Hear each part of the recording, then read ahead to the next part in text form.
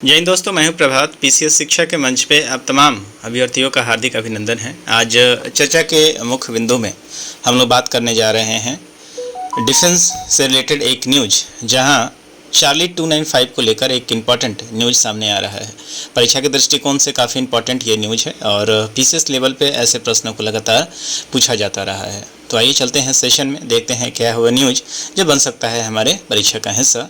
इससे पहले आप सभी को याद करा दें कि यदि आपने चैनल को सब्सक्राइब नहीं किया है तो चैनल को जरूर सब्सक्राइब कर लें, ताकि आप इस तरह के न्यूज टाइम टू टाइम जल्दी से प्राप्त कर सकें। आइए चलते हैं सेशन में, देखते हैं क्या है वो न्यूज।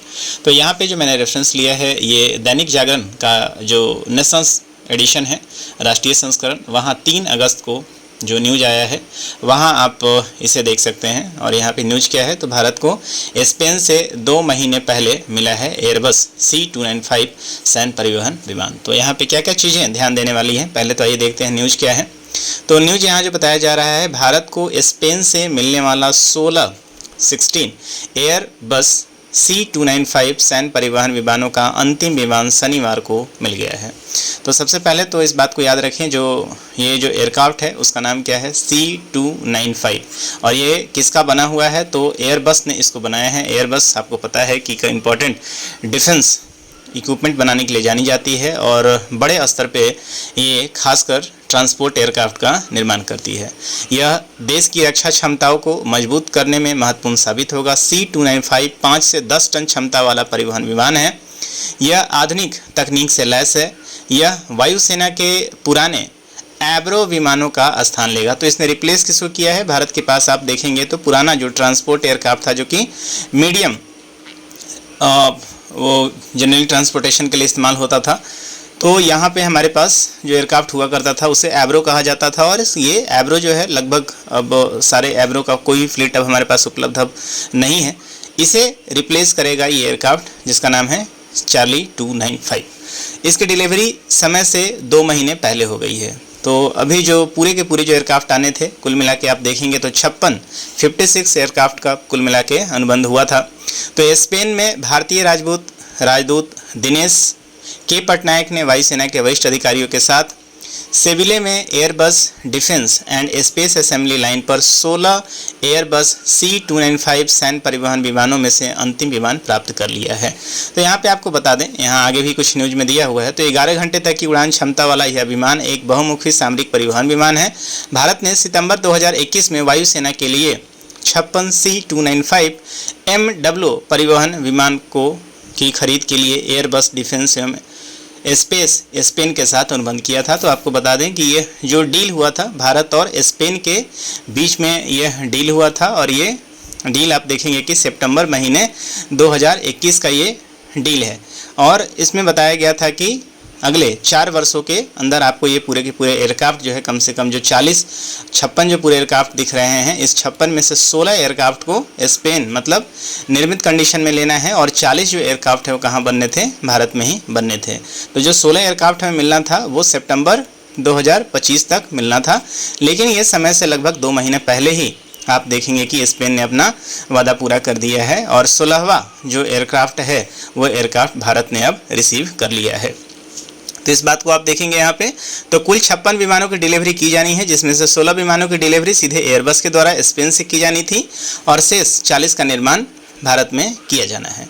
स्पेन में शनिवार को 16 विमानों में से अंतिम विमान सौंपकर उस प्रतिबद्धता को पूरा किया है प्रधानमंत्री नरेंद्र मोदी और स्पेन के समकक्ष पेड्रो सांचेज। तो आपको पता है कि हाल फिलहाल में ये लगभग दिसंबर के महीने में वो भारत में आए भी हुए थे। ने पिछले साल अक्टूबर महीने में गुजरात के बड़ोदरा में टाटा एडवांस सिस्टम लिमिटेड, ये अक्टूबर महीने में ऑलरेडी यहाँ पे आए हुए थे, जब टाटा की जो कंपनी है जो खासकर बड़ोदरा में, इसकी आप देखेंगे कि निर्माण के लिए पूरा का पूरा सेटअप यहाँ पे किया गया है। तो जो कंपनी है उसका नाम जो याद रख लीजिएगा, टाटा एडवांस सिस्टम्स लिमिटेड, जिसको TAASL का नाम दिया गया है, TAASL। परिसर में C295 विमानों के निर्माण के लिए टाटा एयरक्राफ्ट कॉम्प्लेक्स का संयुक्त उद्घाटन भी किया है। तो आपको बता दें कि भारत ने इस C295 एयरक्राफ्ट MW जो एयरक्राफ्ट है, इसके भारत में निर्माण के लिए टाटा के साथ कोलैबोरेशन किया है। तो टाटा और एयरबस का कोलैबोरेशन हुआ है और गुजरात के बड़ोदरा में आप देखेंगे कि इसके लिए पूरा का पूरा एक इकोसिस्टम तैयार किया गया है। तो TAASL भारत में इन 40 विमानों को बनाने के लिए जिम्मेदार है। यह भारत में सैन्य विमानों के लिए पहला निजी क्षेत्र का फाइनल असेंबली लाइन भी है। तो इससे पहले आपने कभी देखा नहीं होगा कि डिफेंस के लिए जो एयरक्राफ्ट किसी प्राइवेट प्लेयर के द्वारा बनाया जा रहा है, लेकिन इस बार भारत ने इसे स्वीकृत किया है। जनरली ये सब निर्माण पहले HAL के द्वारा किया जाता था, लेकिन पहली बार ऐसा है कि जब किसी प्राइवेट कंपनी को यह आप देखेंगे मौका दिया गया है। तो टाटा को यह मौका दिया गया है। टाटा और एयरबस मिलकर आप देखेंगे कि इन 40 एयरक्राफ्ट का निर्माण भारत में ही करेंगे। यह पूरी पारिस्थितिकी तंत्र दैट इज इकोसिस्टम के विकास में शामिल होगा, जिसमें निर्माण से असेंबली, परीक्षण, डिलीवरी और विमान के पूरे जीवन चक्र के रखरखाव तक का कार्य शामिल होगा। टाटा के अलावा भारत इलेक्ट्रॉनिक्स लिमिटेड और भारत डायनेमिक्स लिमिटेड जैसे अग्रणी रक्षा सार्वजनिक क्षेत्र की इकाइयां, साथ ही निजी, सूक्ष्म, लघु और मध्यम उद्योग भी इस कार्यक्रम में योगदान देंगे। तो ये पहली बार हो रहा है कि जब भारत में किसी ट्रांसपोर्ट एयरक्राफ्ट के निर्माण के ऊपर इतना बड़ा इकोसिस्टम का निर्माण हुआ है। और आने वाले समय में आप देखेंगे कि भारत में इस तरह के ट्रांसपोर्ट एयरक्राफ्ट का एक असेंबली लाइन भी सेटअप होगा, जहाँ से पूरी दुनिया को आप देखेंगे कि एक्सपोर्ट किया जा सकेगा।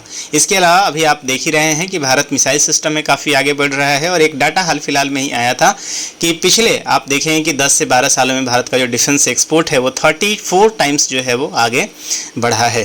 तो भारत का जो डिफेंस सेक्टर है वो काफ़ी तेज़ी से ग्रो कर रहा है और ऐसे में किसी ट्रांसपोर्ट एयरक्राफ्ट का भारत में बनना एक बहुत ही इम्पॉर्टेंट और सकारात्मक न्यूज यहाँ पे हो सकता है। बात करें इस एयरक्राफ्ट की तो ये मीडियम रोल के लिए इस्तेमाल किया जाएगा, ट्रांसपोर्टेशन के लिए ज़्यादातर ये इस्तेमाल किया जाता है। और ये कुल मिला के जो इसका इंडोरेंस है वो इंडोरेंस आप देख सकते हैं कितना है, 11 आवर्स का इसका इंडोरेंस है।